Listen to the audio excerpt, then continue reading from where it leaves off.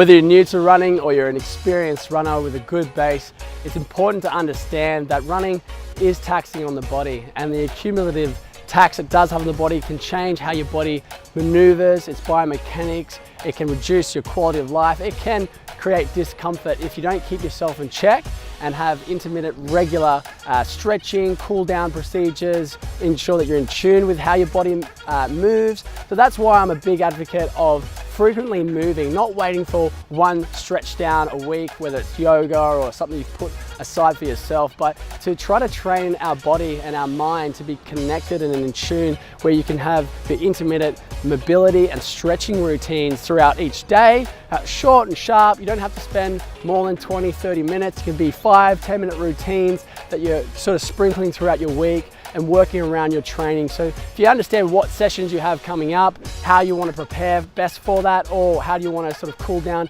after a long run or intense sprint, what parts of the body you want to focus on, potentially you have some focus areas where you understand that you have some weaknesses or some discrepancies. It might be a tight thoracic, it could be tight or weak hip flexors. Potentially you have any issues with your feet as well. So when that tightness does come into play, when you are running frequently, when you're increasing your kilometers, when you're increasing your intensity as you become a more experienced runner, you're going to feel that tightness through your lateral hip, the front of the hips, all the way down to your quads. We always talk about your ITB, sort of playing some havoc within your knee tracking, and all that affects your ankle sort of mobility and also stability. And when you're running, that's just the last thing you need. You want to ensure that your body is moving how it should and correctly, and train yourself up to that. So with these routines, be gentle. When you are stretching, don't look at going all out where you're making groans and all these noises. You want to be focusing on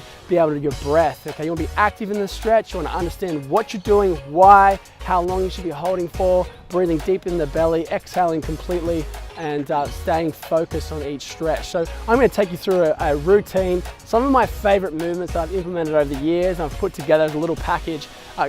Reach out if you have any questions in regards to these stretches. Some of you may have restrictions because of injuries.